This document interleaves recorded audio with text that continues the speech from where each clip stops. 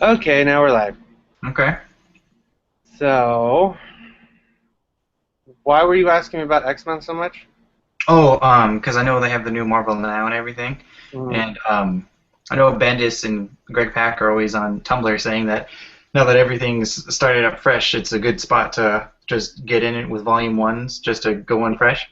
But I X-Men's know not you, really like that. I know you picked up a couple Marvel Now issues, and I just wanted to know Yeah. how it is now because I'm far behind because I'm collecting trades. Well, Marvel now is literally just a marketing ploy to make people think that it's a new jumping on point. Some of the series are like that, like Captain America, where they had a new writer come in, but it's mostly like, yeah, just this is a good time, and we'll make our writers kind of start in a place that seems new, but they're gonna keep building on stuff, especially X-Men. Who's heading Captain America? Rick Remender, Okay. whatever. Rick Reminder. I always just say Reminder. I don't know if that's how you pronounce it. Oh, Rick Remender or whatever. He's doing that, and Jason Aaron took over Thor, and with Captain America with Ed Brubaker, his run kind of ended where apparently he was just kind of walking along trying to get forward because Marvel's like, oh, we want you to keep doing it until we bring the new person in. And I haven't actually read that far, but I heard it's not that great. I'm like, oh, well, whatever. You're just phoning it in. Okay. So, And I know Bendis is doing all new X-Men. And yeah. did they move Brubaker on Uncanny Avengers, or was it? No, Brubaker is not really doing anything at Marvel at the moment, I don't think. I can't think of anything he's doing. He's mostly doing a bunch of independent stuff at Image. Okay. He's doing a Lovecraftian sort of horror comic about something. I don't know. Mm, It's like a crime comic, but with supernatural elements. okay. And then he's doing Scarlet. No, not Scarlet. That's Bendis. He's doing something with a female character, I think. Unless I'm getting them mixed up with somebody else. I'd have to look it up because I do not even remember myself right now. Yeah, but I think Ed Brubaker's kind of left Marvel a little bit. I'm gonna look it up too. Yeah, me too. Ed Brubaker. Boo Brubaker. Yeah, it was weird when they had him come on to X-Men because he's never done anything like that before, and so What, like with he a team? left and Matt Fraction took over, and Matt Fraction, I don't know if it was his fault or if it was Marvel's fault for just making him do stuff. Mm. But yeah, and one of the most annoying things about Matt Fraction's run was the fact that, oh yeah, that one series, Fatale, that's sort of a Lovecraftian horror comic about crime. And then Velvet, that's what it was, Velvet. Velvet. I have not heard of it, but I'm not keeping up with the current stuff too much.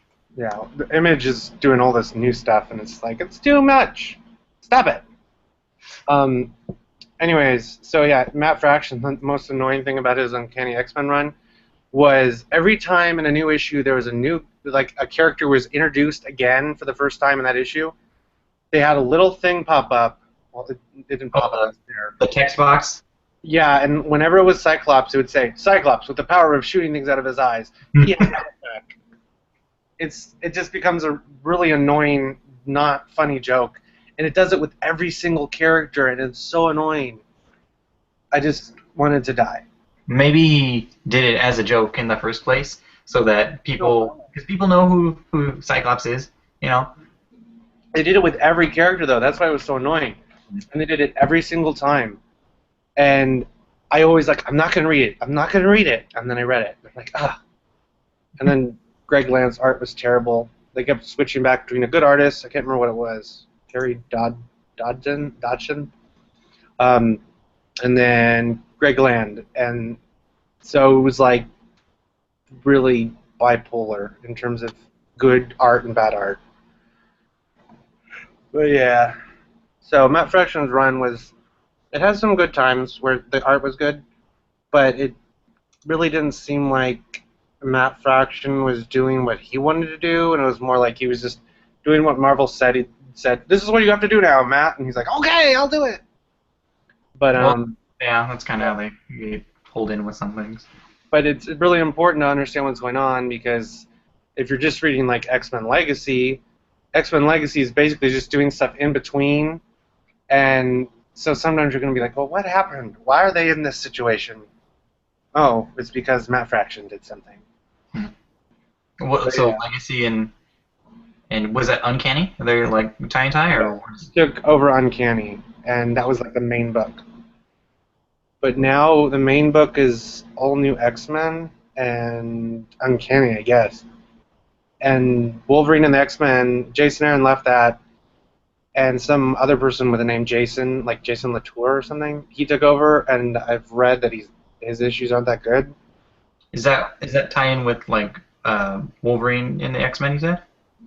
It's just it's when Wolverine creates a new Jean Grey school, or a new school, and calls it Jean Grey School, and he's the headmaster, and it's really funny because it's like, oh, it's Wolverine and he's the headmaster. Oh, that's so funny. But Kitty Pryde is the headmistress, and she basically does everything, and he just like kills people in the background or something. And then Dupe is like a janitor. Dupe? I don't know. Dupe, right? Type Dupe X-Men into Google. Oh, you know what? I think you told me about. Yeah, this guy. From Ecstatic.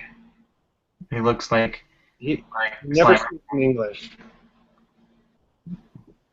He's like a avocado or something. With an X, kind of. Yeah. Something like that. I mean, he used to film Ecstatic when they were like, because they were reality stars, basically. Is he an alien? They never really explain what he is necessarily, and that's kind of a good thing because he's just so weird that it just works so much better than like, oh, this is his backstory. He's an alien and he's on Earth and he's trying to help everyone understand that language is important. I don't know, but yeah, he's like the janitor technically, or no, not Toad is the janitor. Duke just goes around and does random stuff. I think I saw him acting like a janitor once, but he teaches a film class where he shows the kids movies and then he sleeps in the background. And then it turns out that he actually, in this one issue, spoiler, he's constantly fighting things in the background and saving the school from little things. And yeah, it's weird. But and he's a weird character. This was in Wolverine and the X-Men? Yeah. And you have a couple. I have all of the Jason Aaron run except for the last volume. Yeah. Oh, did you get the complete collections? No, I just bought them individually. Yeah. Barnes & Nobles was doing a thing around Christmas, and for like buy two get one free, and I was like, okay, I'll buy two and get one free.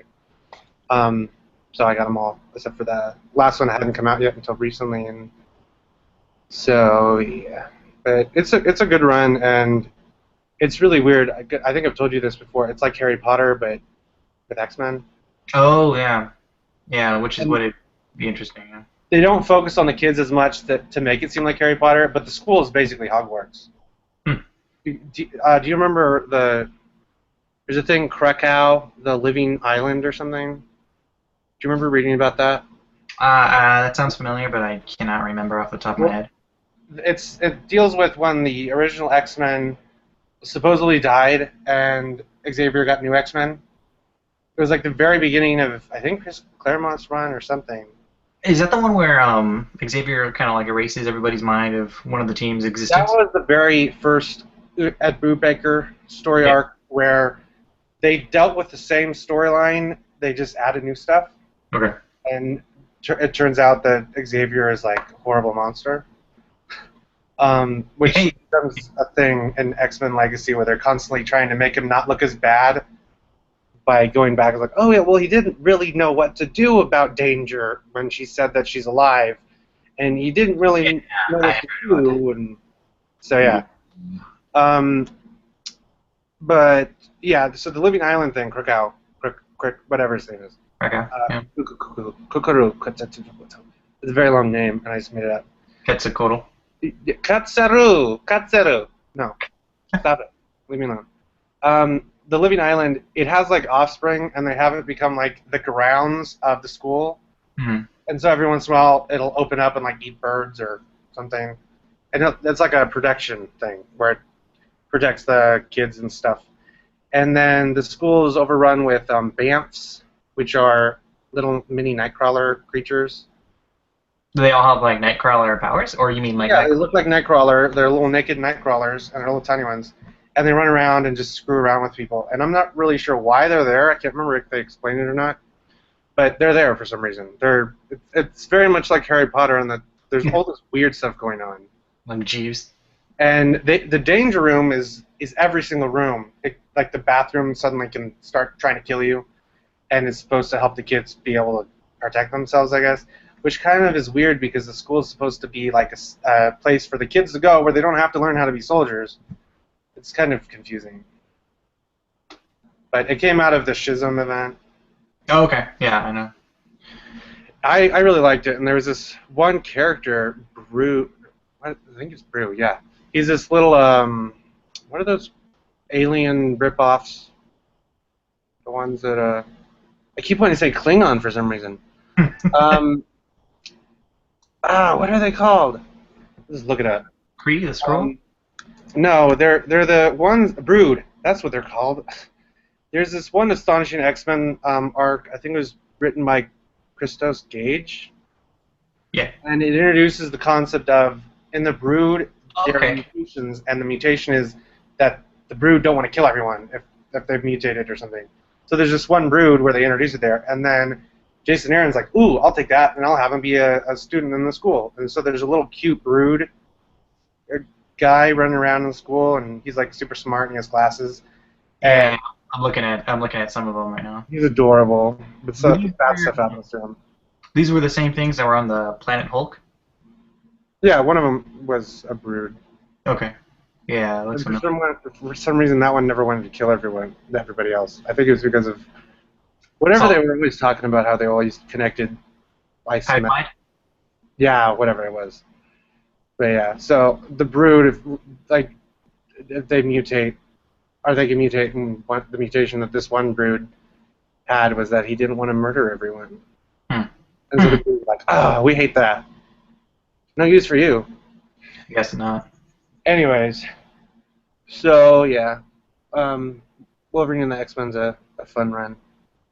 Does it have a Marvel Now Wolverine in the X-Men, or did it like stop after? I can't remember. The Marvel Now thing is so confusing because they relaunched Daredevil recently, when he moved to San Francisco, because that's Really? the place for the characters to go, because the X-Men were there, and then they destroyed everything. Mhm.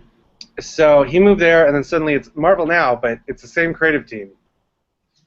It's literally just the same creative team, but in a different area. And so the whole Marvel Now thing, that's one thing I'm just like, this is stupid. Now, I forget who's running Daredevil. Is it Bendis now or Brubaker?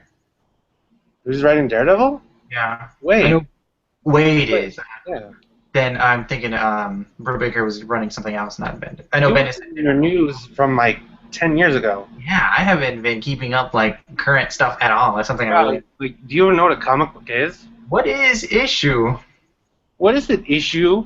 Can you? When people have problems with it. Yeah. Yeah.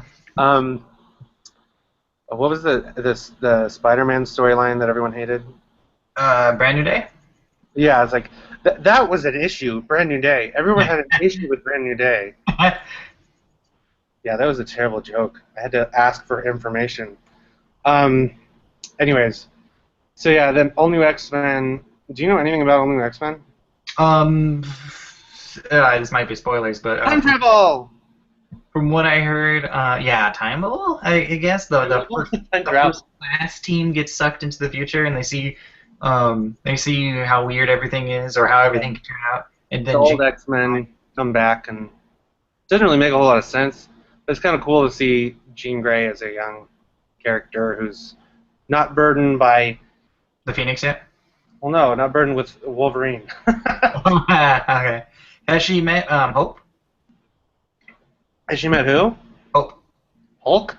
Hope. Hope. Hope? Oh. I don't know. I can't remember.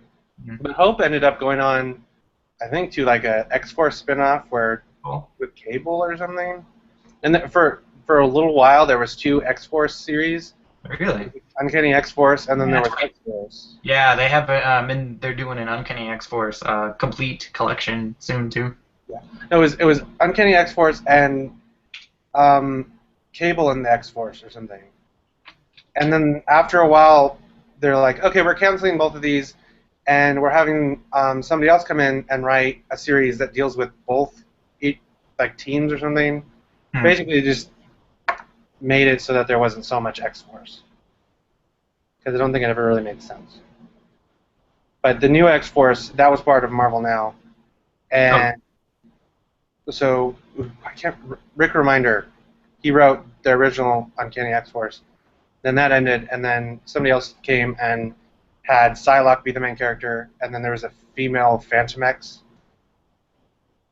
Everybody really likes Psylocke. She's a popular cosplay character. Yeah.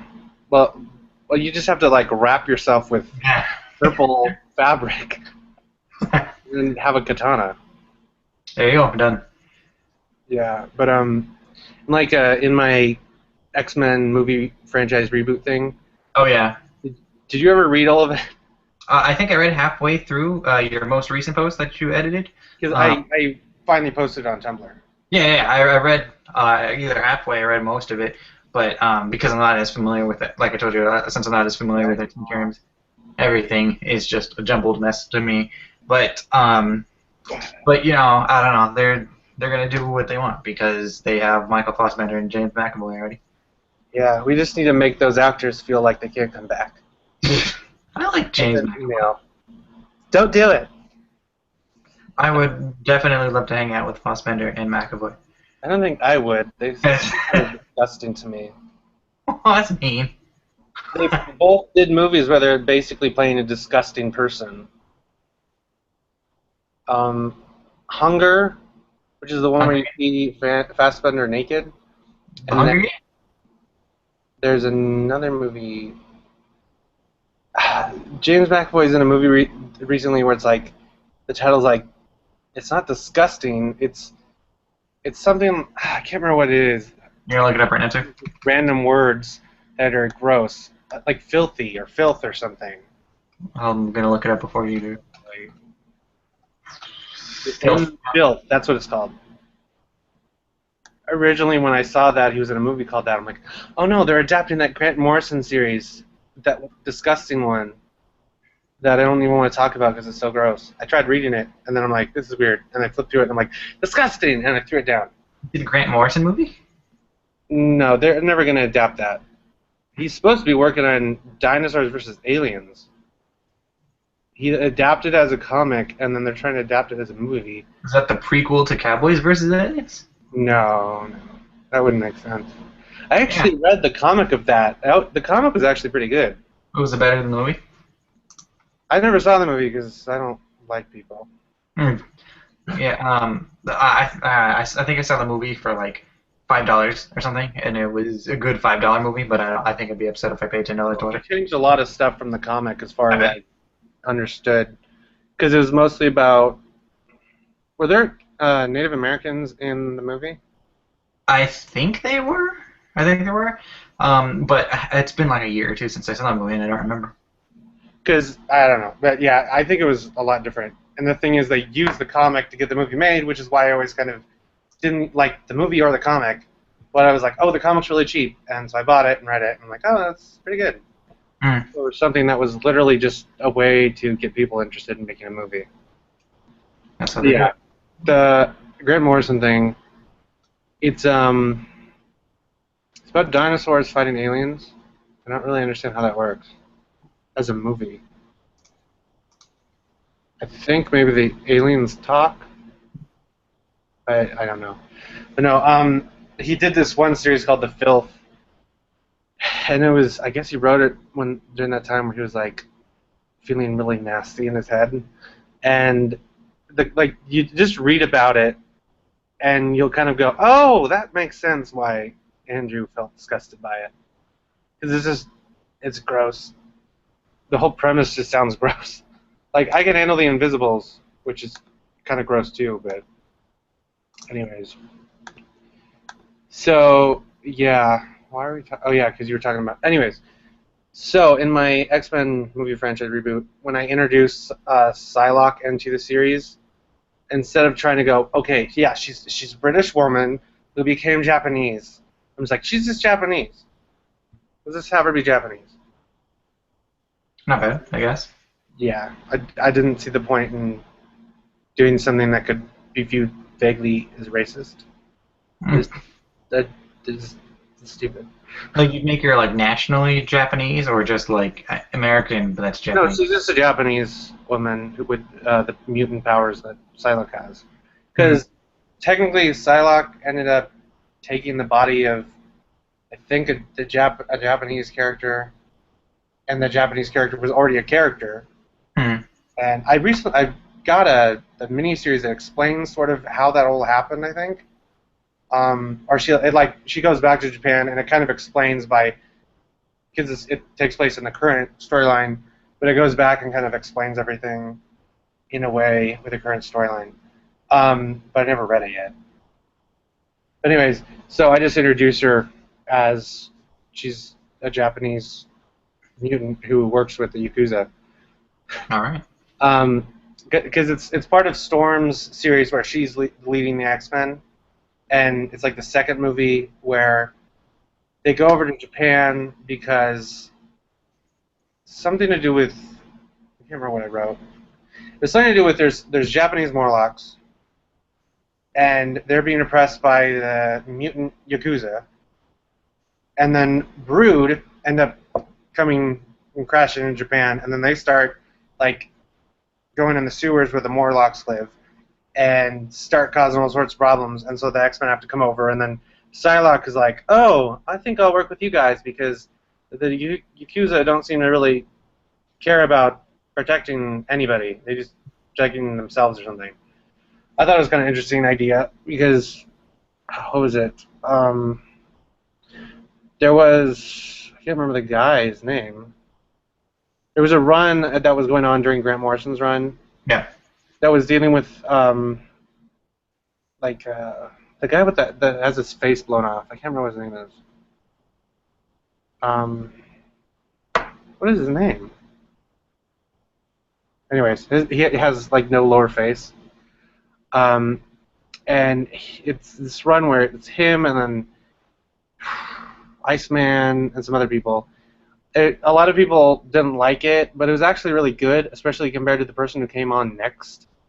It was a Chuck Austin guy who literally got to write all the major comics at one point, and he did a terrible job on all of them because he was the guy who wrote the scene in Uncanny X-Men where Angel and Husk like fly up in the sky and have sex in front of her mother or something. Was this in the 80s or 90s? No, it was after New X-Men. Oh man. So there was a whole period of Uncanny X-Men that everyone just pretends never happened. Hmm.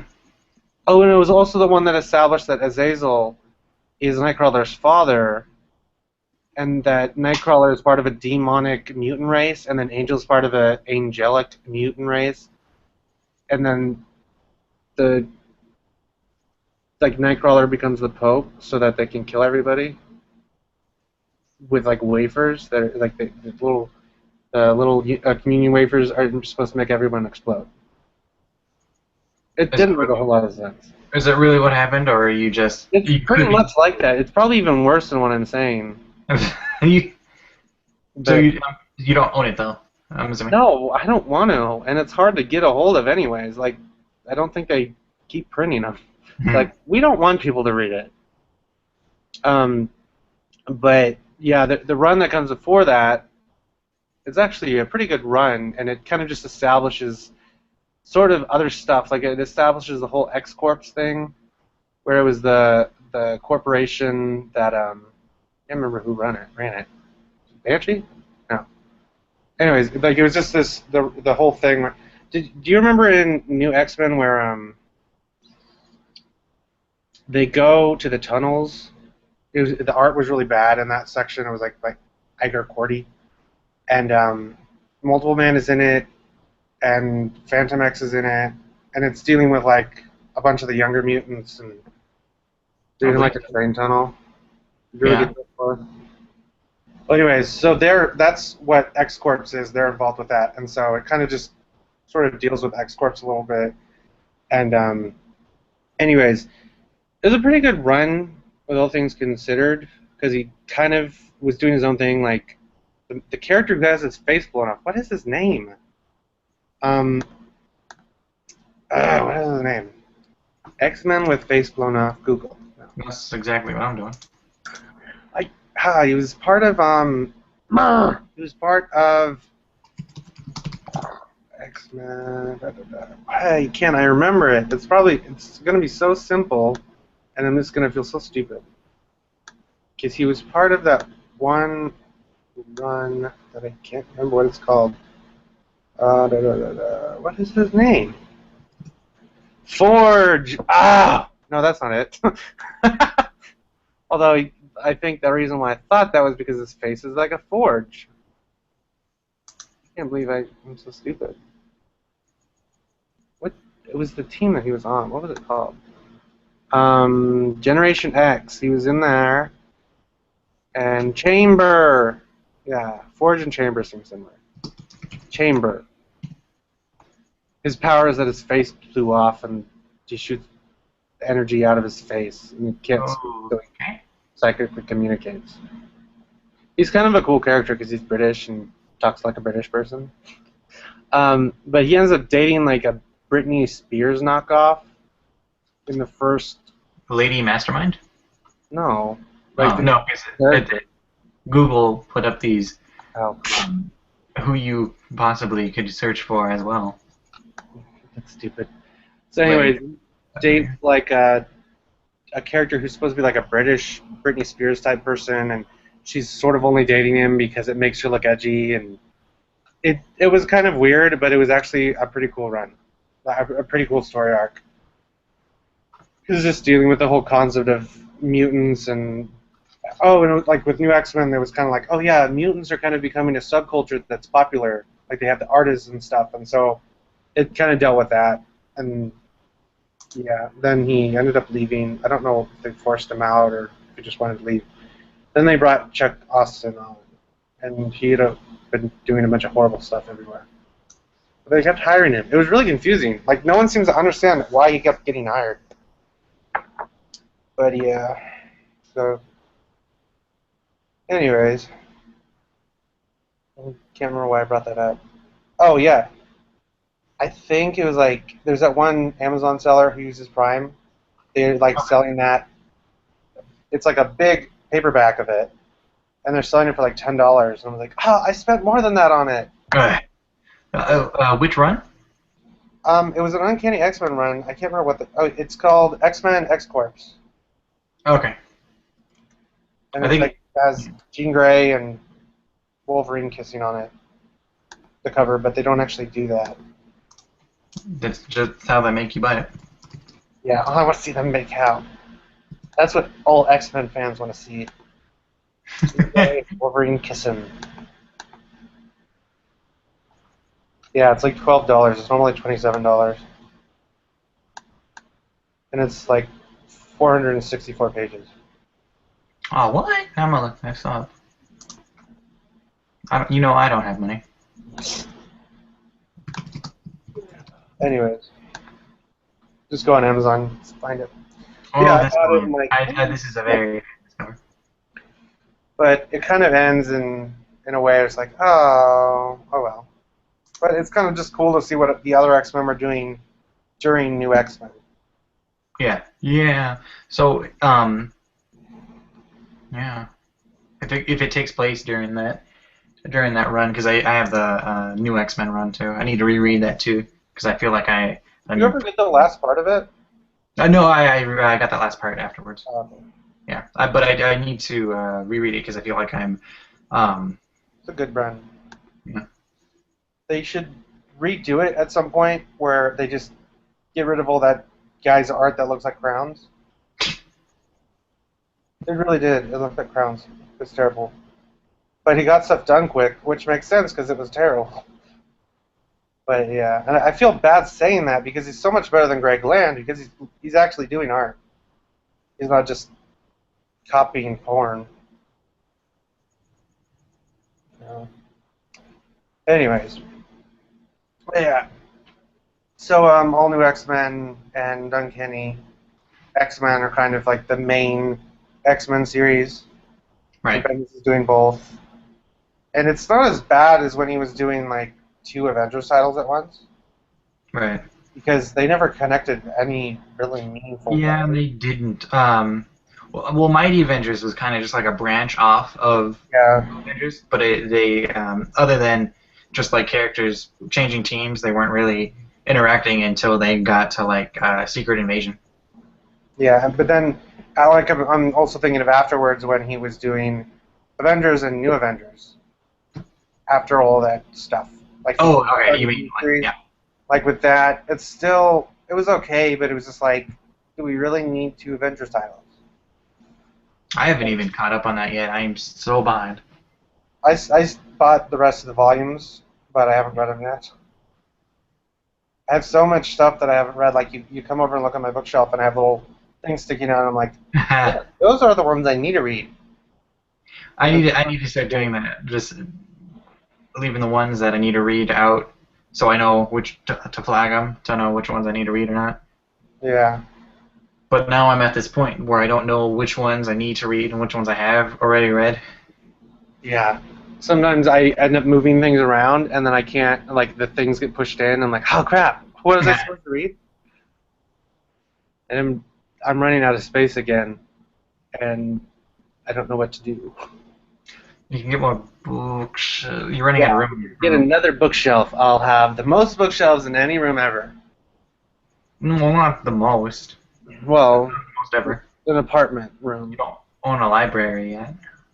Like, one day I wake up and I get out of bed and there's no floor because the bookshelves all made the floor fall.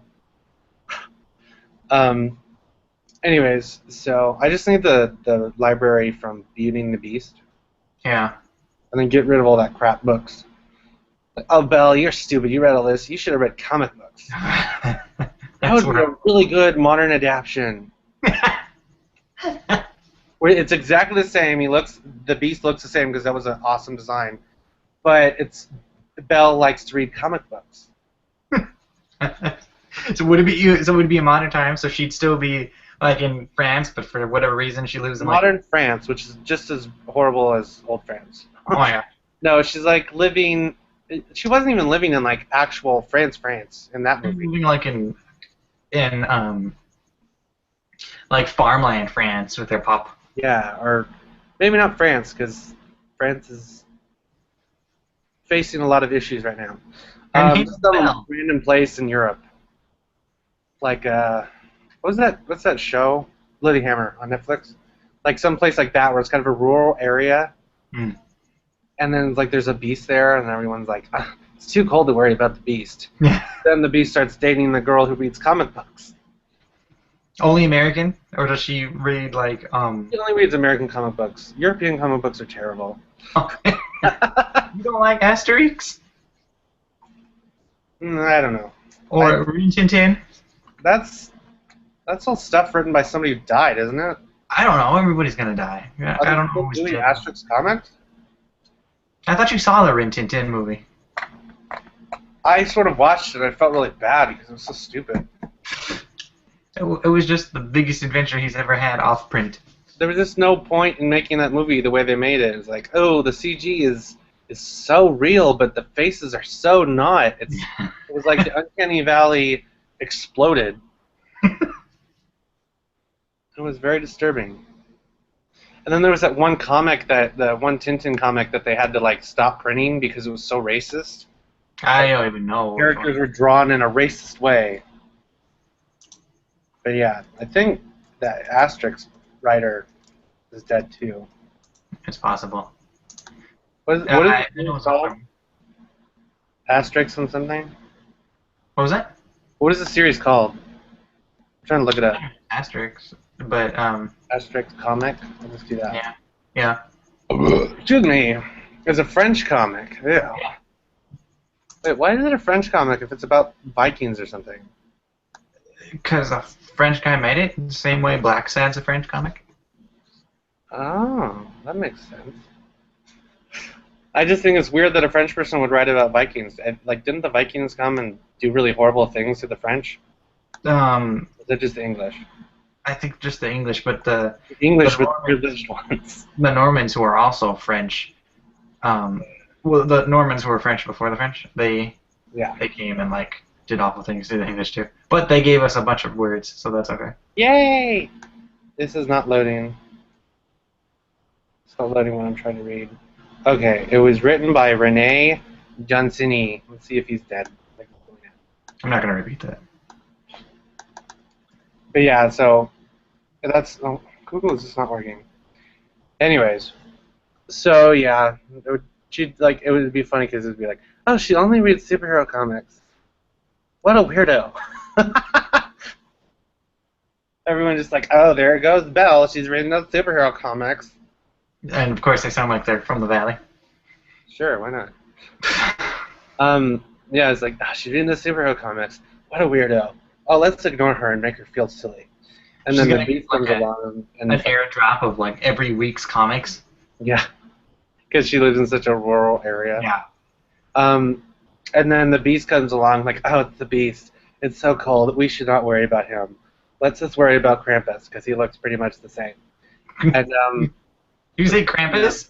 what? You say Krampus? Yeah. It's weird. There's a massive reinsurgence. Well, not a massive, but a big reinsurgence of let's adapt Krampus in popular culture.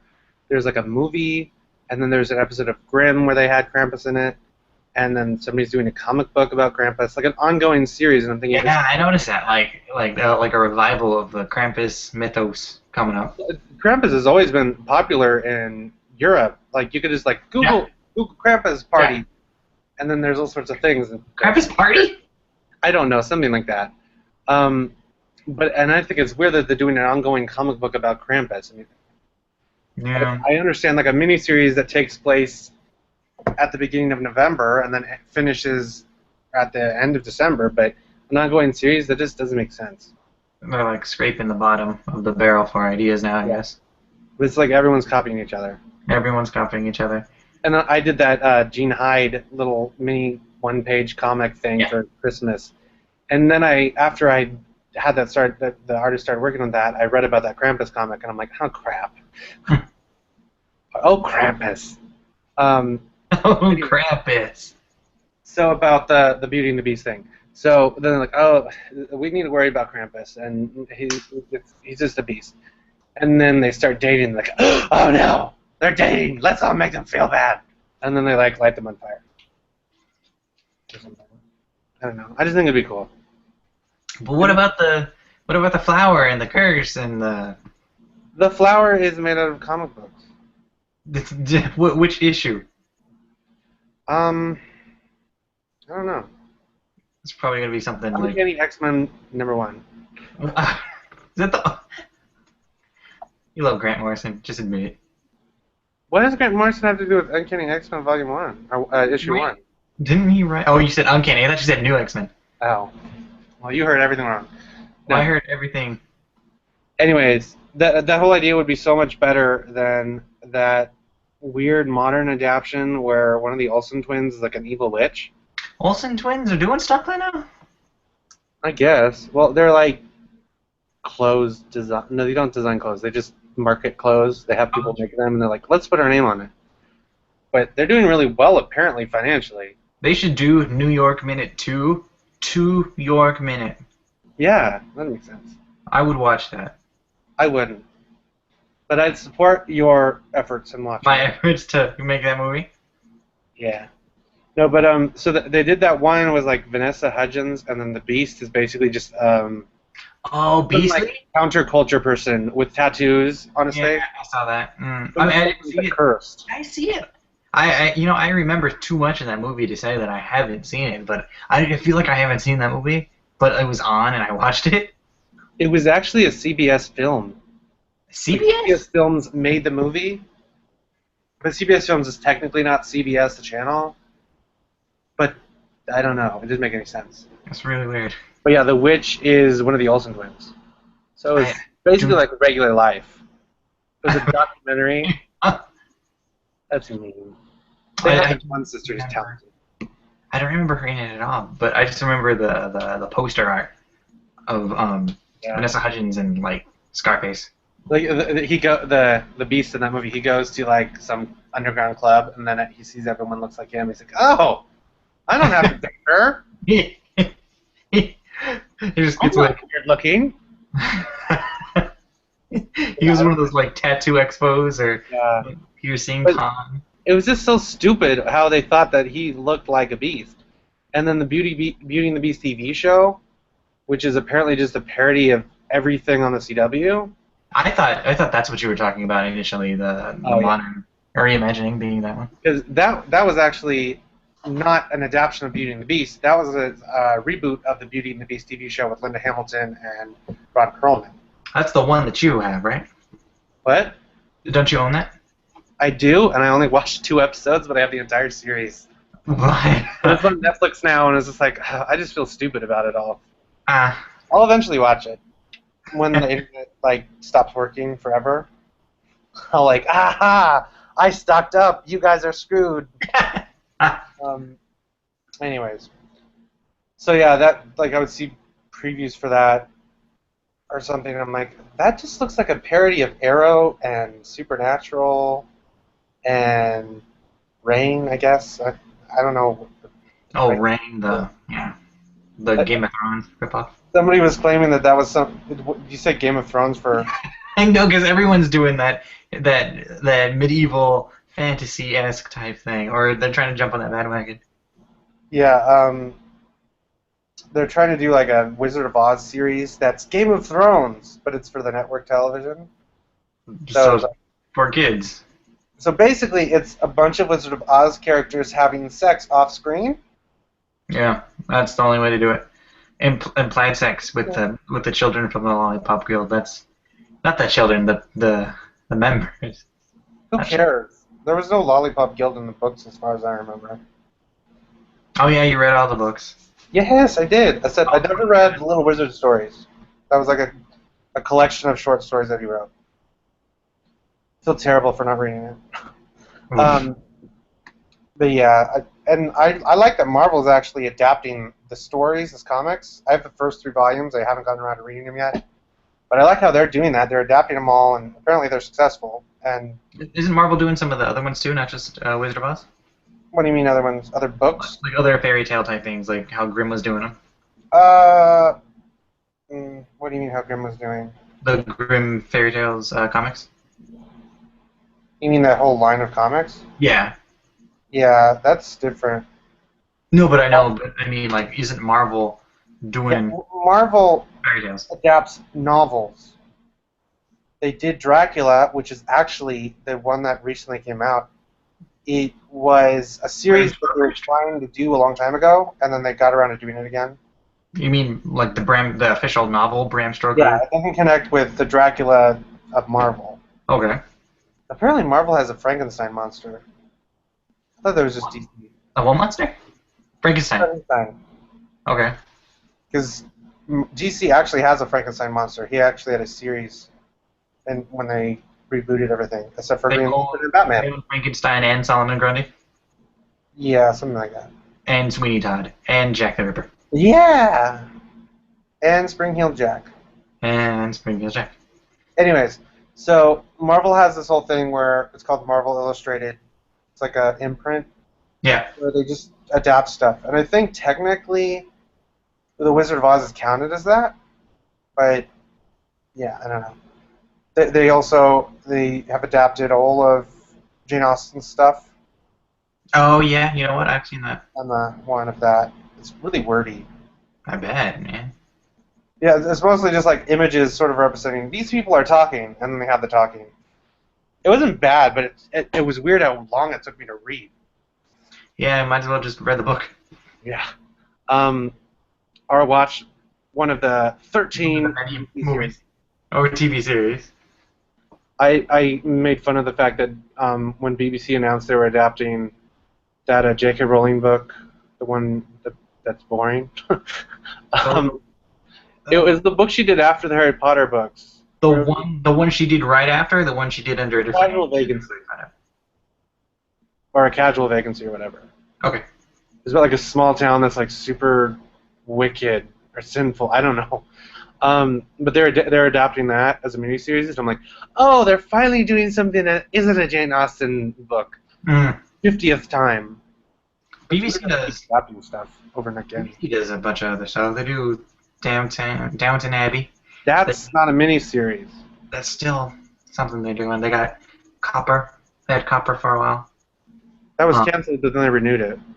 Broadchurch renewed. I don't even know what that is. David Tennant is this detective inspector. I never liked him. That's why I stopped watching Doctor Who. You're the only person who does not like David Tennant. I actually found a couple people on the internet when I got to the point where I got that, and I'm like, I don't like him.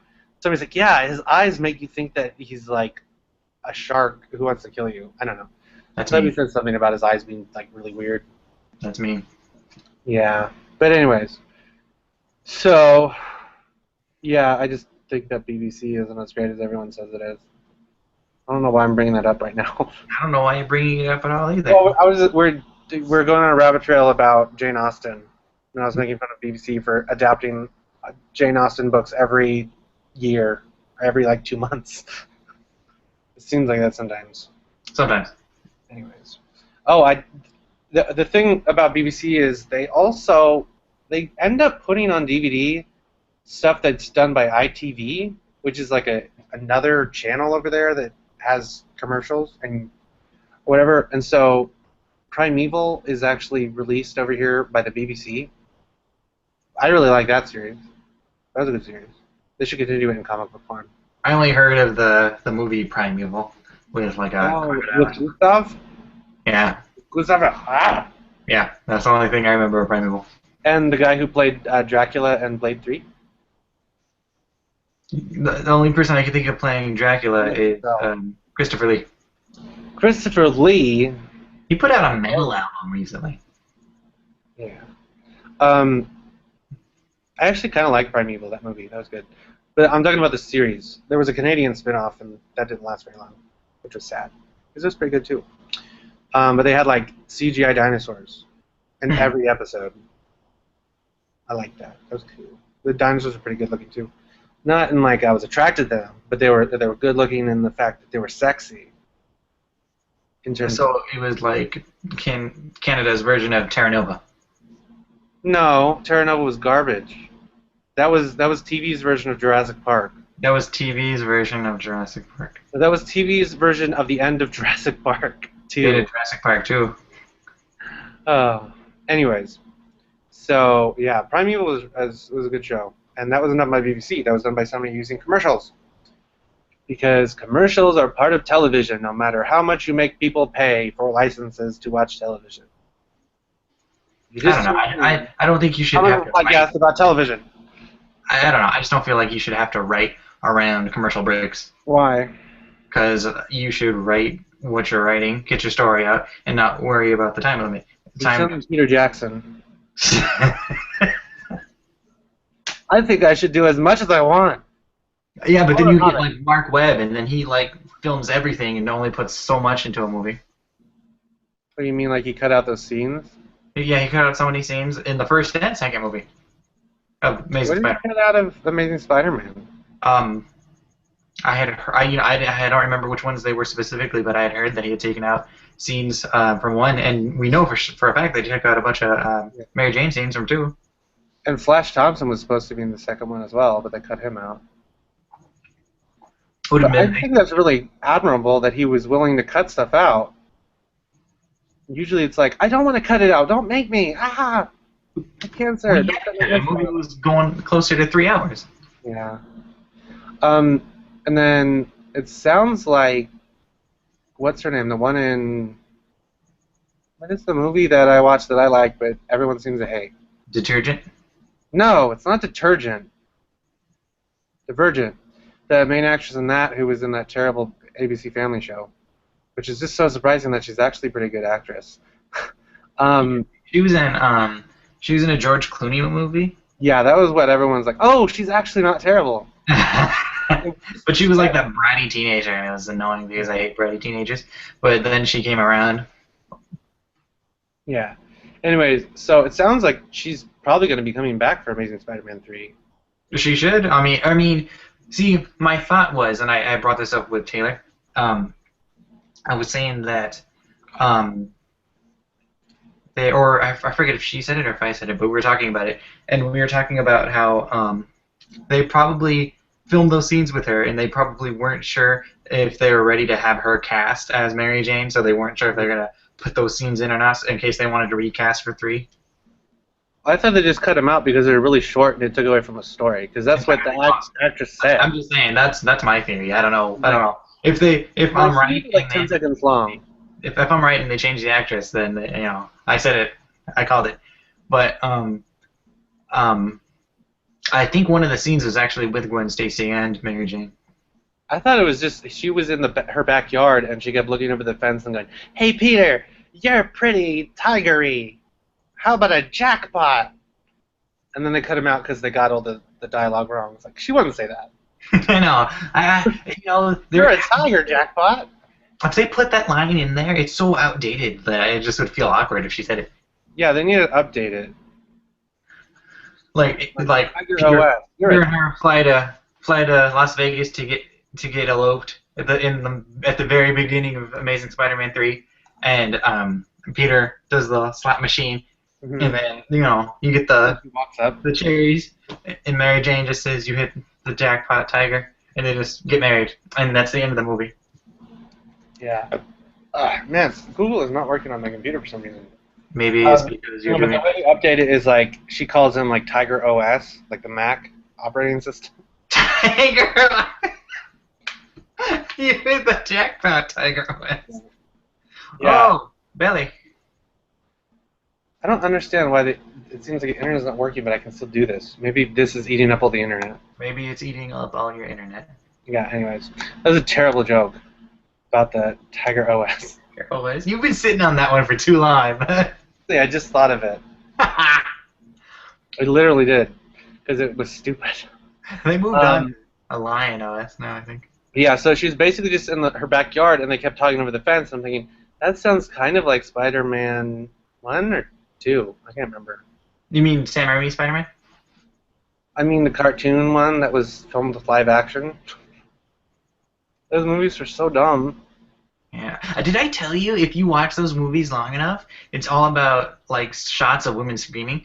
Like, Screaming? If you watch the movies again, like, they're on Netflix. If we could just, like, fast forward through them. They're all on Netflix? Yeah, I think at least one of them is. But, like, there's just women screaming, and Sam Raimi has too many, like, camera shots of women, like, just, like, of their mouths, and then zooming out to see their face screaming. He's a terrible director. But I hate it when people are like, oh, Spider-Man 3 was terrible because of this and that. Oh, the other ones are so good. They were all exactly the same in terms of how they were filmed and the characters and how they acted, which I think is so weird where people are like, oh, Spider-Man 2 is the best. It's the same character. Peter Parker's the same stupid idiot who just acts like an idiot all the time, like constantly, forever. Yeah, they didn't make him seem like a genius, like genius level intellect, like he's supposed to have. Yeah, and he didn't even need that. He didn't have to build anything. Yeah, he didn't have to build anything. He didn't have to make any serums or anything. When he fought Doc Ock the first time, he kind of just had to pull the plug out the wall. Well, I'm talking about he literally didn't have to build anything in terms of he didn't have to make web shooters. I know what you're saying. I was just saying other things he never really had to do. Like, he was pretty much just a nerd in the worst possible way, where he was just like a kind of nerd who was very smart and who didn't actually like anything nerdy. He was just annoying. No wonder everyone hated him. He deserved it. It's so mean. I'm not mean. He's not real. That's okay. Tobey Maguire's real. Oh, I watched Life of Pi last night, and then I was reading about it on Wikipedia. I totally forgot about this. Tobey Maguire was in that movie. Have you seen it? I wanted to. My parents had seen it, but they want to go see it without me or whatever. It looked like interesting to watch, but not interesting to be like a spiritual part of my life to watch that movie. But like, yeah, don't view it as like a spiritual thing. Just view it for, oh, that tiger is amazing looking. Is it real or is it not? Anyways, so Tobey Maguire was in that movie, and there's this whole thing where it's like the main character in that movie. He's an adult at the beginning telling a reporter, I think he's a reporter, like a writer, about his life story. And the reporter, they actually filmed, I think, scenes with Tobey Maguire, and then Ang Lee, the director's like, "Oh, I think we need to recast him because he just doesn't fit with the movie. The movie's supposed to be good." No, Oh. he didn't say that. He made the excuse up of, well, we wanted an international cast, and Tobey Maguire was too recognizable with his stupid face. But yeah, that's basically what he said. I Without think the thing. I think one of the best scenes I've seen Tobey Maguire in was the cameo appearance in Tropic Thunder. Dude, isn't that? You Robert Downey Jr. is like this famous actor or whatever, and they were He just is? in it, yeah. And and they were doing like trailers before the Tropic movie Thunder started, and it was like a fake trailer with Robert Downey Jr.'s actor character, and they Mm-hmm. were like monks or something, but they were like having like this forbidden like romance between Tobey Maguire and Robert Downey Jr. Ew. It was so funny, like the way they How could presented. anybody be in a romance with Tobey Maguire? You can ask Mary Jane. Um, she would tell you. I was watching this YouTube video, and it was just funny how like Mary Jane's the worst girlfriend ever, and she cheats on Peter Parker with Spider-Man, and cheats on Spider-Man with no, she cheats on J. Jonah Jameson's son with Peter Parker, and then cheats on Peter Parker with Harry Osborn.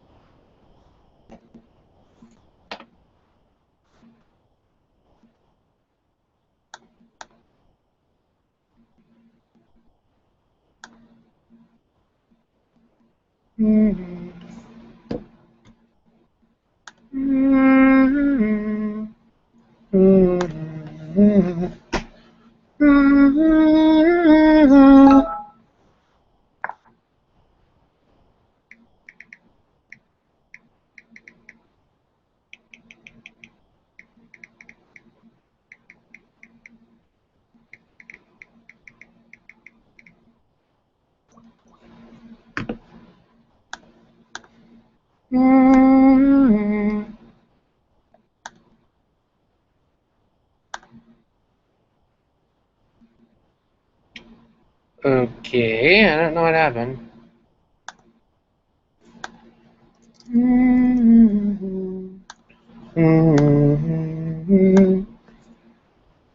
I think my internet went out. So I think we're going to try to keep going for a little while because nobody's watching anyways.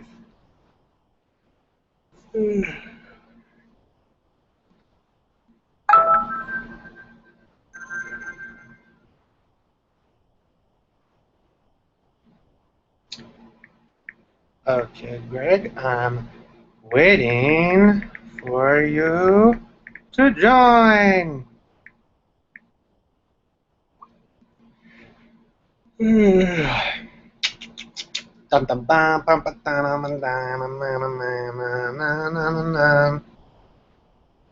Just continue.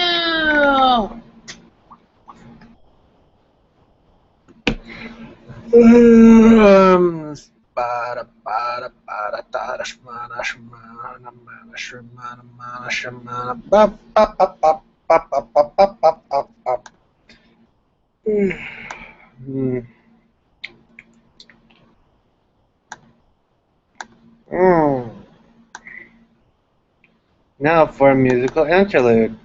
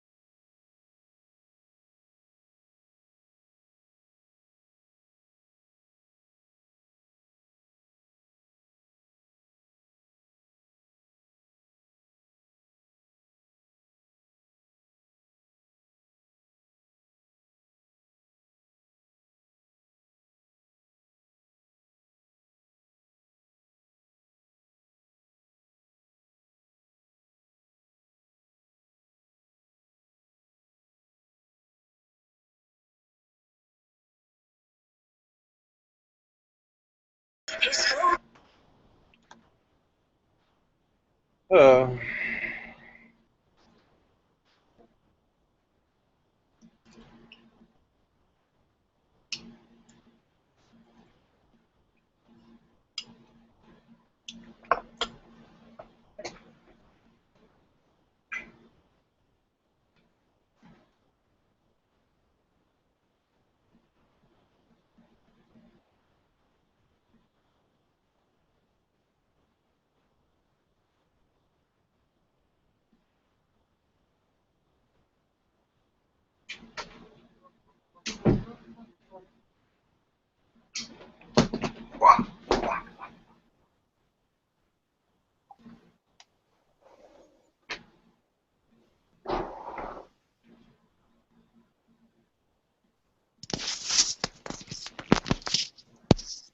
oh, there you are. Yeah, can you hear me okay? Yeah. Okay. I have, Because then we're getting pulled down for by YouTube. no worries. I'm just plugging in my computer. Did your internet go down? What? Did your internet go down? No? What? What? I was asking you if your internet went down. Oh, yeah. I think my internet just went out because it Hmm. was like, you're not paying attention to me. Hmm. Paying attention to your friend Greg. What are you eating? This video isn't going to take him down my YouTube. Because I played that music. Oh, well, you don't have, like, the actual, like, copy of it on? You mean I wasn't like playing it on the computer? It was just Yeah. a recording of my speakers? Yeah. Oh, let's hope. And, What are we talking about? Spider-Man. Where? I thought we were talking about Tobey Maguire. Because he's not Spider-Man. He's never been Spider-Man. Tobey Maguire is Spider-Man. Oh, I watched this thing. I can't remember what it was. I think it was an AMC show. And Tobey Maguire's in it. And he's like dating a mannequin. I can't remember what it's called. But it was kind of funny. Because Tobey Maguire was in it. And he's a funny looking person. What was it? I always thought it was weird that they got Topher Grace in Spider-Man 3, and they essentially look very similar to me. Well, he was hired to play Spider-Man in Spider-Man 2, I think. Or Peter Parker in Spider-Man 2, because Tobey Maguire, like, fell over at one point. And so, like, oh, we'll bring you in. But then he didn't. But then he's like, I have a contract. Like, you can be in the third one. I don't know if that's what happened. Actually, no, maybe it was Jake Gyllenhaal. Jake Gyllenhaal. Jake Gyllenhaal. Gyllenhaal. Gyllenhaal. Okay, it was called The Spoils of Babylon. It had a lot of people in it. It had Fat Val Kilmer. Fat Val Kilmer. He was good in Kiss Kiss Bang Bang and Felon. That's all he should be known as. The actor who got fat. He was good in MacGruber. Anyways. So yeah, I'm kind of like have food here. So if you want to talk for a second, What do you want me to talk about? talk about Tobey Maguire. I did. I'm all Tobey Maguired out.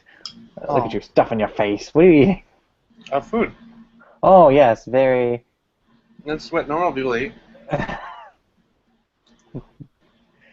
Anyways. I don't know how many people are going to watch this. I know. I'll tell Taylor to watch it. I'm not going to watch it. I don't want to. I listened to the playback just to see where the audio cut out before. Uh-huh. And on my mic, because I'm using my other mic, it's reverberating off this wall right here. Uh-huh. So we're getting all this echoes from me. So I put these on so that maybe. Oh, I never heard anything weird. I didn't like it. I didn't like it. But Oh, well, you're going to complain a little bit, but you didn't like it? Anyways. So yeah, I think I was trying to talk about how, well, so like in Spider-Man 3, he does that horrible dance, or is that in Spider-Man 2 where he goes around and like, no, 3. gunning people? No, he's guns people in 3. He didn't do anything like that in 2? No, 2 was him forgetting how to. 2 is him losing his powers. Yeah, conveniently not being able to make his powers work for no reason because it was a ripoff of Superman. But yeah. Oh, did you ever see the thing I wrote where I basically explained why what they're doing with the X-Men franchise movies doesn't make sense, and if they did it with Spider-Man, it would have been rebooted twice already. I wrote it down. No. I'll just find it. Or you can just go to my Tumblr. My Tumblr of opinion. Let's see. Okay, I think this is... No, that's not it. Maybe it is. Okay, here it is. So it's the third thing on my Tumblr. Okay. I have so much anger towards basically everyone. Okay, I found it. Okay, so any other franchise would have been rebooted twice by now. Imagine if Sony did a fourth Spider-Man movie that was part of the original Spider-Man trilogy's continuity, but it was a prequel that showed the origin of Aunt May. Think Mark Miller's Trouble miniseries about Aunt May and Peter's mom having sex with each other's boyfriends, getting pregnant, and then pretending like it never happened after going clubbing or something. I never read it because it was terrible. And instead of recasting Aunt May with a much younger actress, she's played by the same actress from the original trilogy. Then Sony makes another prequel that takes place in the 60s or something, and it's about Black Cat, Silver Sable, and Mattie Franklin fighting crime. What do you want, Mom? Sure. That's what all the cool kids do. Okay. And Mattie Franklin fighting crime, and the Aunt May actress has a cameo, making it an official part of the original Spider-Man trilogy. Then Sony does a sequel to the Spider-Man Origins Aunt May, but it's actually a sequel to Spider-Man 3 and shows Aunt May trying to deal with the fact that she was secretly in love with her nephew's much, much, much younger best friend, Harry Osborn. But he's dead, so she goes to Brazil and meets her clone who secretly wants to kill her and eat her bone marrow to gain her soul.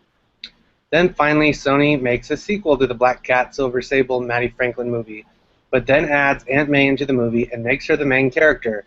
She has to travel back in time to prevent the teenage Norman Osborn from killing Spencer Smythe, who creates the Spider Slayers that go crazy in the future and kill everyone except Aunt May and Miguel O'Hara, who has time travel powers for no reason. Did you just compare Aunt May to Wolverine? Yes. I didn't compare them. I was using her as an example. Because Aunt May is a really important character.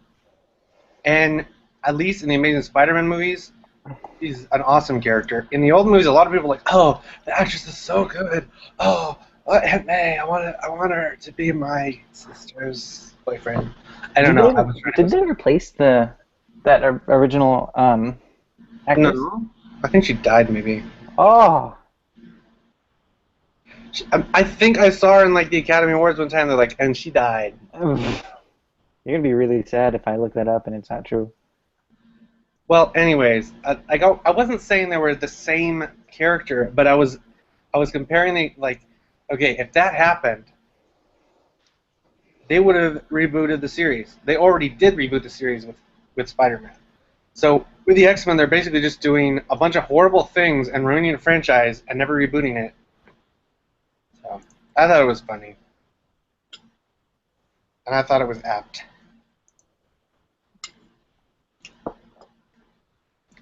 But yeah, if you ever want to read it, read that again without me talking. Just go to my Tumblr. Okay. Opinions. Thank you for the direction. Yeah. Anyways, I just thought it was funny because that's pretty much exactly what they've done. Don't you agree? No. And the things in there, I didn't make anything up like completely. A lot of that's based on stuff. I think she did have a clone, or somebody was pretending to be her, and yeah, Miguel O'Hara, he doesn't have time travel powers. See, I didn't make anything up. Anyways, I just think it's apt. That's why I think the X-Men movies need to be rebooted. That's why. Yeah. No other reasons. Okay, so let's talk about Days of Future Past. Okay. So what did you really think? I thought I had a lot of enjoyable parts, but it felt really fan servicey to the people who really like the Original. first trilogy, or at least the first two movies, because apparently people who like the first two hated the third one, and people who like the third one hated the first two. Just like Spider-Man. I don't know anybody who likes 3. I know. I don't know anybody who likes Spider-Man 3. It was like the first two everyone liked, and the third one nobody liked. I don't know. I feel like Spider-Man was perfect for the time, but as time goes by with the X-Men movies, they just feel like more and more dated, which I felt like the reboot that they did with First Class was necessary, and then they would eventually move on to now because there aren't any. Negated the reboot. What? They negated the reboot. How did they negate the reboot? It was like a reboot that was kind of being like, ooh, look, it's Rebecca Regime. Yeah. Ooh, look, it's Wolverine swearing, and I don't know. But yeah, so it was a reboot that was like playfully pointing towards the other series because, well, there was another movie. There was a bunch of other movies too, but it was a reboot, and then they made it so that it's not a reboot anymore because they had to bring all that baggage in. That's a reboot. The Days of Future Past made it a reboot. How did Days of Future Past make it a reboot? It's literally the exact same series. All of it's in the same universe. Just some of it doesn't count. So that means not all of it is in the same universe. That's not what a reboot is. That's a retcon. Okay. So, yeah. But yeah. It would have been so nice if they at least just went, okay, First Class is reboot. We're never going to bring anything else back. But they couldn't do that. No. They actually made a plot for what Days of Future Past could have been like without the old series involved. I think it could have been pretty cool. I posted it on my Tumblr. I read it. You actually did read it? Days of Fractured something. Yeah. What'd you title it? Days of Fractured something. Because those words fit. But no, what was the other word? I forgot the other one. Plot. Fractured Days plot. of Fractured plot. I did really cool photoshopping where I literally didn't do any photoshopping. I just cut out stuff and then. So you were in Paint? You're in MS Paint? Yeah. Well, I just used whatever the thing on Mac is, the picture editor. I didn't even know Mac had a picture editor. It's like if you open a picture, it'll be in that thing, and you can like edit it a little bit. But yeah, so I did that because it really did have a fracture plot. And I just felt like the movie was really episodic. And there's just one thing somebody posted was like, oh yeah, Quicksilver and Days of Future Past. It's so cool. Joss Whedon, your move. Like, well, Joss Whedon's actually going to have him be a character and not a plot device. And not a cameo or a plot device. Well, he wasn't even really a cameo necessarily, because apparently Quicksilver has been featured in the series twice before.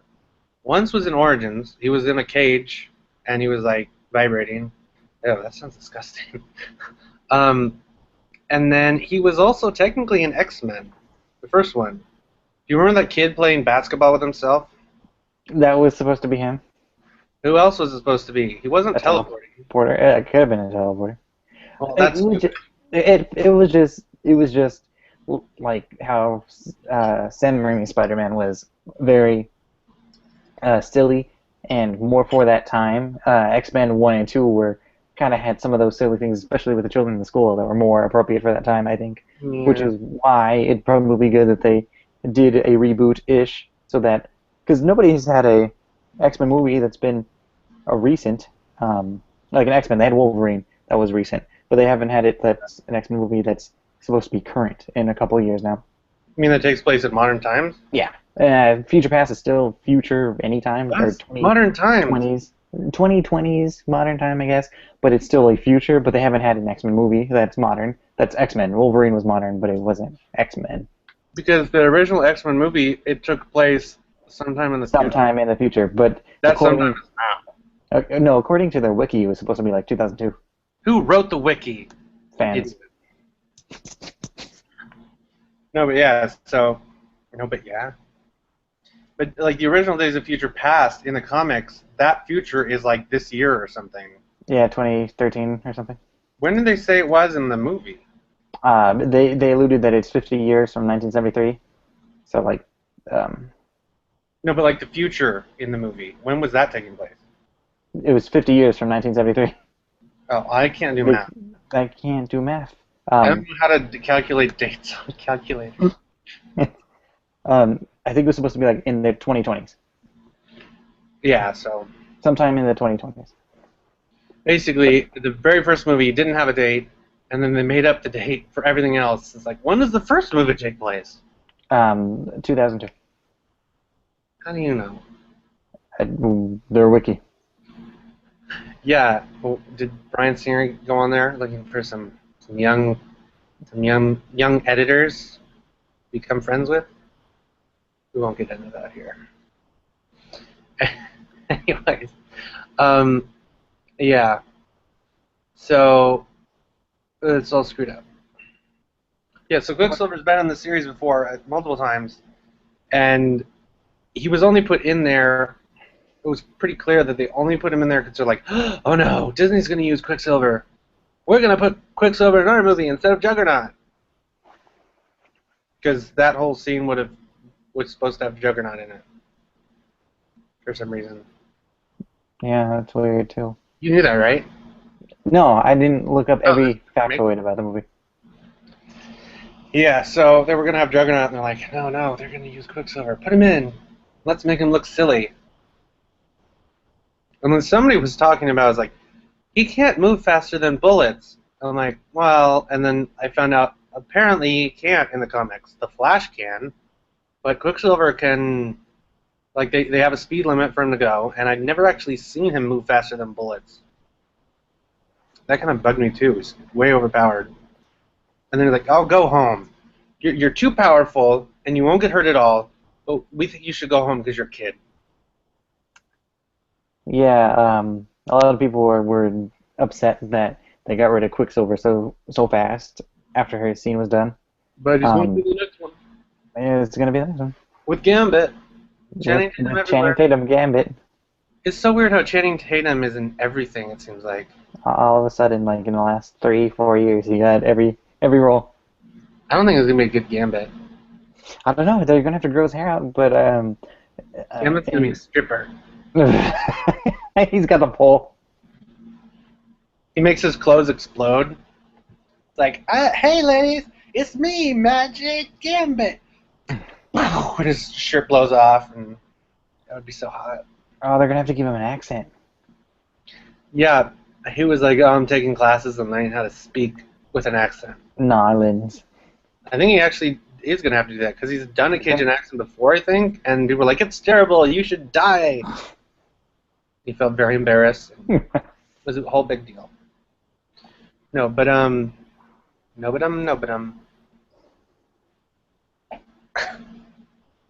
can't remember what we were talking about besides Gambit. Oh, we were just talking about the movies.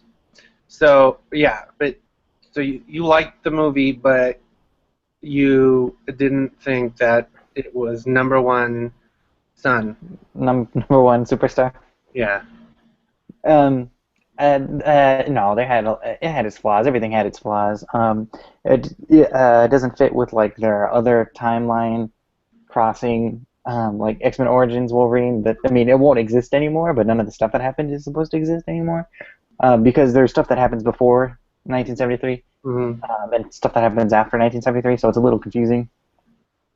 And X-Men Origins Besides that, like filmmaking, I'm just talking about filmmaking, like the script. I felt like the script was really bad. You didn't like Matthew Vaughn's script writing, story? Matthew Vaughn didn't write the script. He wrote a script. He worked on the story. Yeah, it's just like Bryan Singer wrote the script for First Class.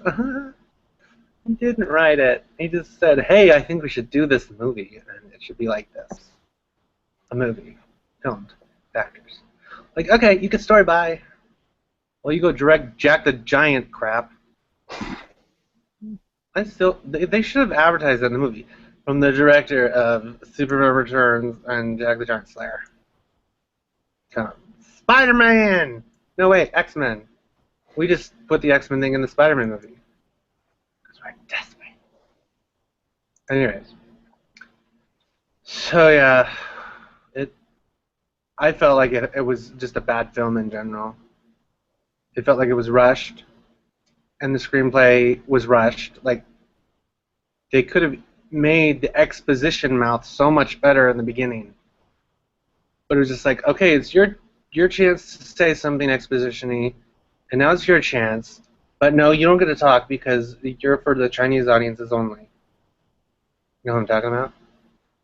The actress who played. And Bing Bing. Yeah. What? Blink? Yeah. And it's weird. Nobody got upset about them changing her race. In the comics, she's just...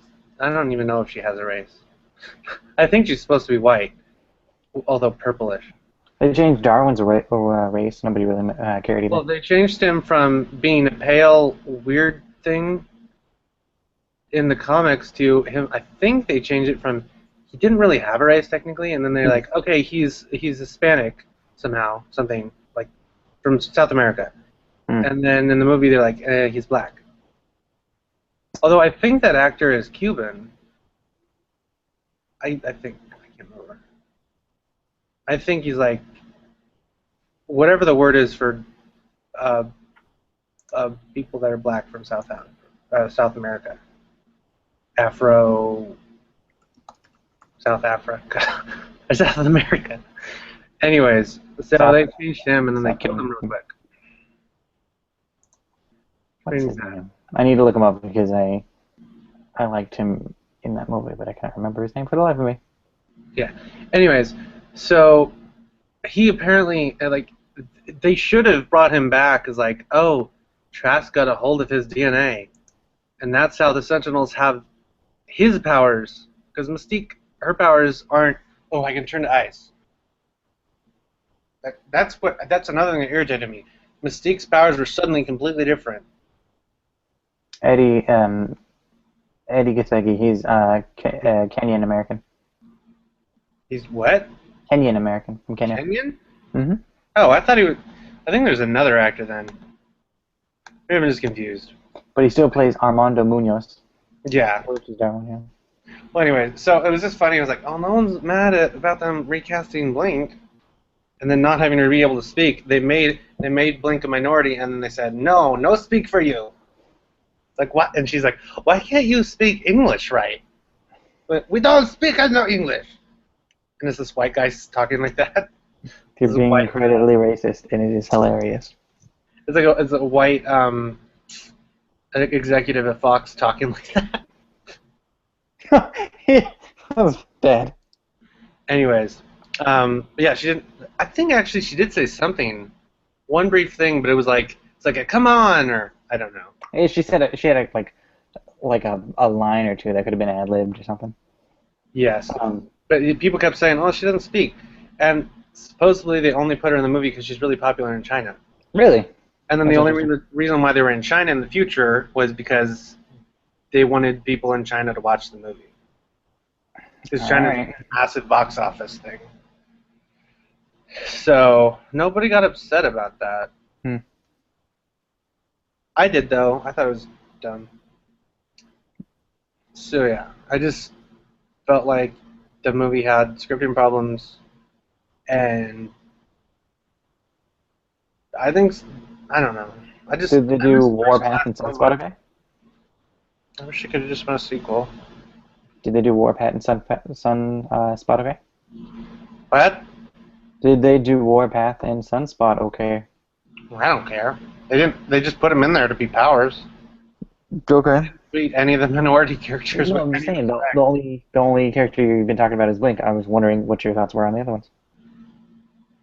Well, Warpath, they didn't even really seem to act like he had powers necessarily. He just had some knives. What are his powers? Well, I don't know. His powers are he's really strong and he's a good tracker. I don't know. So he can see things coming from miles away. Yeah, I get. Well, they kind of show that, but they never really explain that that's what he was seeing exactly. It's like, well, he can just see good. Because that's not exactly his powers, as far as I can tell. He doesn't have telescopic eyes. I think there's a guy who has these giant eyes who got killed randomly in this one story. His name is Peepers. I think he can see really far. Peepers. And there's a new X-Men, or new mutant character who's just covered in eyes.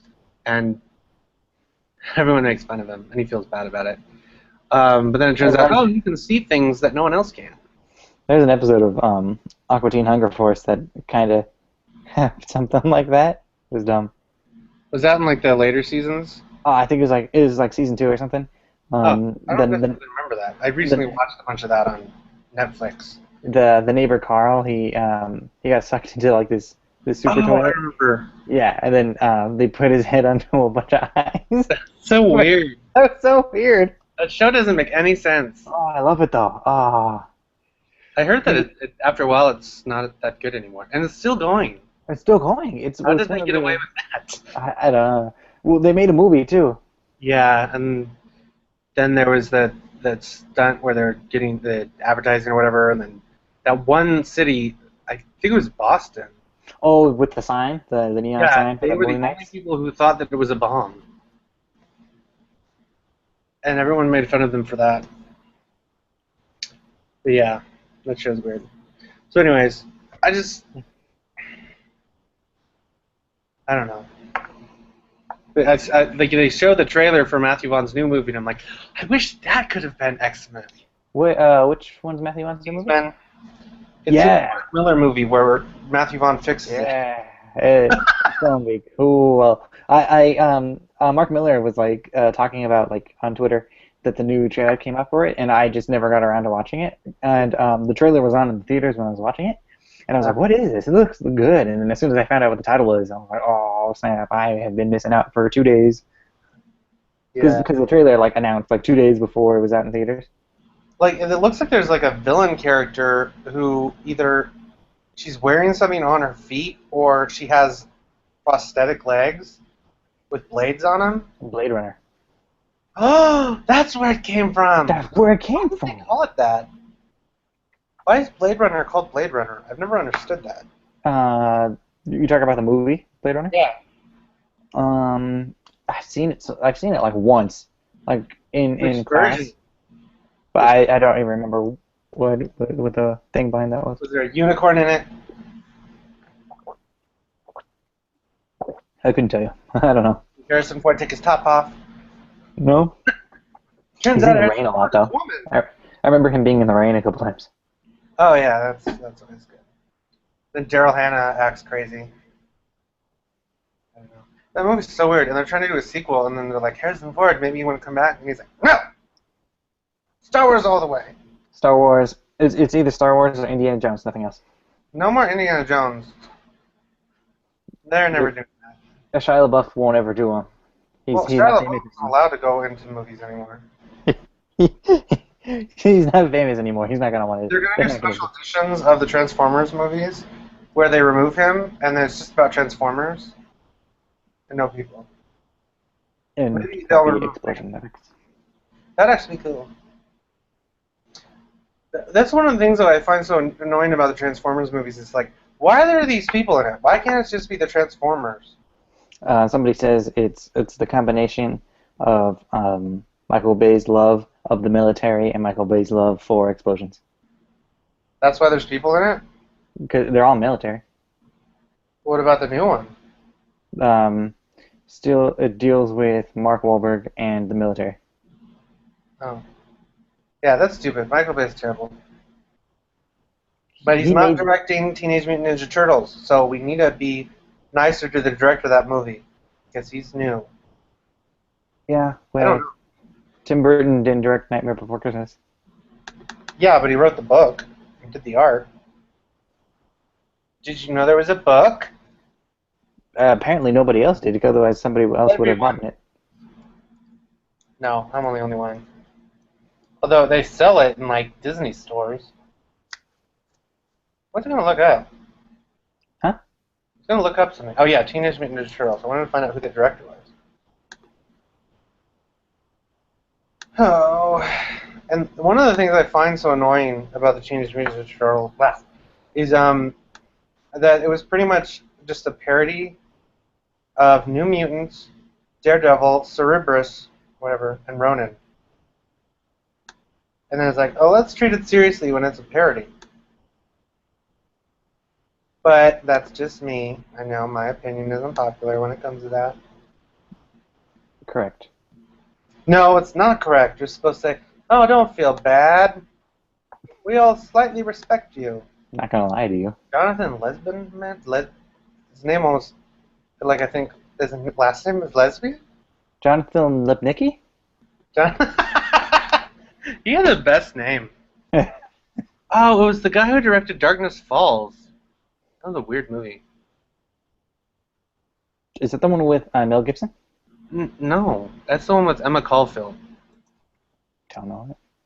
And the main actor in it, he died right after the movie. Oh, Emily Browning was in it. She played like the main character as a young person. I'm thinking of Edge of Darkness. Was the Mel Gibson movie? Oh yeah, that's fine. It was a horror film.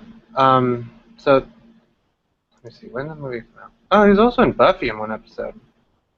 So, oh no, he didn't die right after the movie. He did a couple other movies and like died 4 years after the movie. It's really weird because he was like 34 and then he suddenly just died. Oh, he also had a recurring role on Shield. It's really sad. Yeah, my brother randomly bought that movie for me. Edge of Darkness? No, I'm talking about Darkness Falls.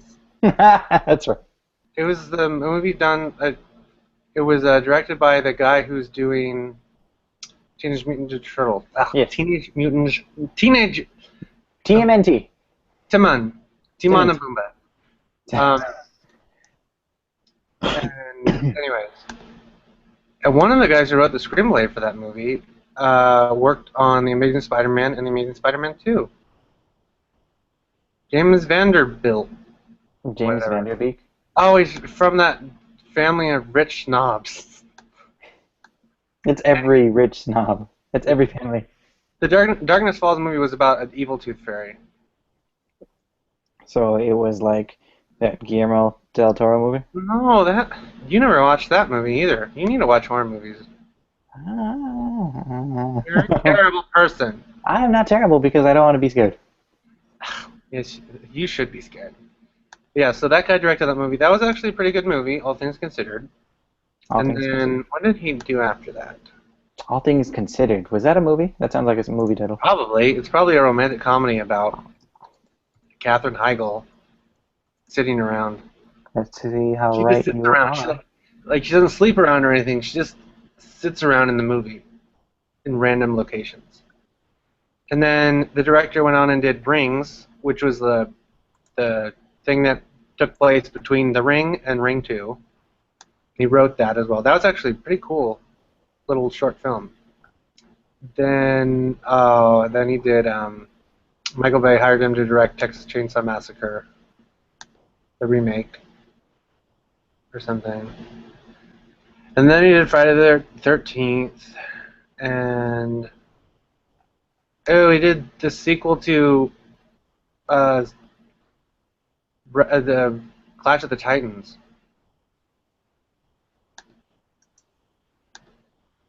The Wrath of the Titans. And why is that movie considered a Spanish-American adventure fantasy film? Because anybody can edit Wikipedia. Well, no. Well, the first one was a British-American fantasy adventure film. Clash of Titans? The Yeah. first 70s one? No, the remake. Oh, okay. The old one was so terrible. Let's just pretend it never happened. I don't care if people like garbage. It's just like monumental in the. I guess it had good special effects, Yeah, of the time, yeah. but it was terrible. Living in the land of the My mom lost. bought my brother, my dad, my brother, and me. She bought that movie for us for Christmas as a joke. That was her joke, Clash of the Titans? We were like, "What is this crap?" And we didn't shit. I think we just turned it on and left it on in the background. So yeah, Still he playing. directed the sequel to that. And what is the studio Furia Titans 2 AIE? It's a movie studio. Never heard of it. It's a production company or something. I can't be bothered to look it up. Maybe they're a Spanish company, and that's why the movie is considered a Spanish-American film. because it looks Spanish. Anyway, so he directed that. I guess he was just kind of getting hired to direct stuff. Oh, he did Battle Los Angeles. That was a pretty good movie. He's not a bad director. Oh, and he did The Killing Room. I think I watched that. I can't remember. So yeah, he's a pretty good director. So for you, being a Teenage Mutant Ninja Turtles fan, you should try to be a little hopeful that it'll be good. I'm not that big of a, I'm not like the biggest fan out there. Well, you said that Michael Bay should die. I never said that. Well, you were really upset. This is gonna get back to him, and he's gonna come looking for me, and I'm just gonna be like, hey, just give me a role, and I'll shut up. If you give you a role, you'll be the person who brings me my cocaine. Yours specifically? Yeah. Anyways, so I think the movie could turn out decent. I mean, I'll watch it. I probably won't watch it in theaters, but I will. I will watch Josh it. Applebaum. That sounds like a name I want to have. Applebaum. Oh, he wrote the fourth Mission Impossible movie. Oh, Ghost Protocol? Yeah. Everyone really liked that one. He Everyone turtled- really liked that one. I liked 3 a lot, but I haven't seen 4 yet. I gave up after the second one. Oh, you should watch 3. Philip Seymour Hoffman is like totally brutal in it. It's crazy. He's got like this weird oh gosh, what's it called? He's got this weird like intimidation type of technique, and Tom Cruise's character essentially is like being double agented, and he's trying to. It's kind of like a. It kind of reminds me of like what happened, or the plot of Skyfall, of 007 Skyfall, where like agents are after Daniel Craig and everything like that, and kind of almost like the Bourne Identity, but I liked 3. It was like the first Mission Impossible I saw, and then I saw the first 2, and they just seemed so boring to me when I first one was watched. really good. First one was good. Second one, The second one was nonsense. Look at me, I'm John Woo. Look at this hair on this guy, Tom Cruise.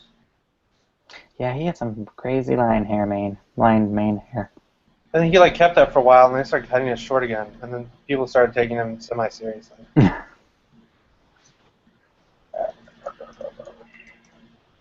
Who directed the first Mission Impossible? Look it up. No. Ryan De Palma. Is he part of the Rat Pack? Not the Rat Pack. The Frat the- Pack. No, the people that like Steven Spielberg and George Lucas. Was he part of them?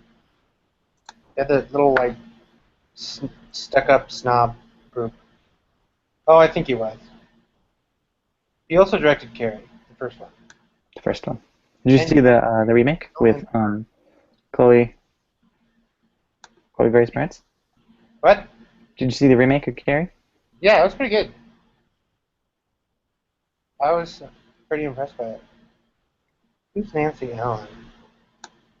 Is she an actress? Yeah, I did not know Brian De Palma was married to Gail Ann Hurd. Question: how long has this been going on for? I don't know. Probably a couple hours. Do you want to end it here so we might have something to talk about next time? Well, we're always going to have something to talk about, but I guess we can end it here. Okay. Okay, that's the end of the first episode. If you could call it. Comic books. If you could call it an episode, we even talk about comic books. First 15 minutes, comic books. Everything else, crap. Well, we tried to talk about movies that were based on comic books. And then we went off the path. We gotta get a schedule down so that we don't do this again. Waste everybody's time. You can write up a thing, write up a list of 10 things that you want us to talk about. Okay. And then we'll use that when we start getting off track. But I think we kind of danced it around and stuck to comic books a lot. But we talked about other stuff, because comic books aren't just about comic books. Okay. Anyways. Alright. So, that's the end. Bye, everybody that didn't watch it.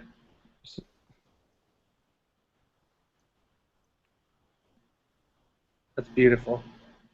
I'm dancing. And Stop. No, stop it. Just stop it. Okay. We're done.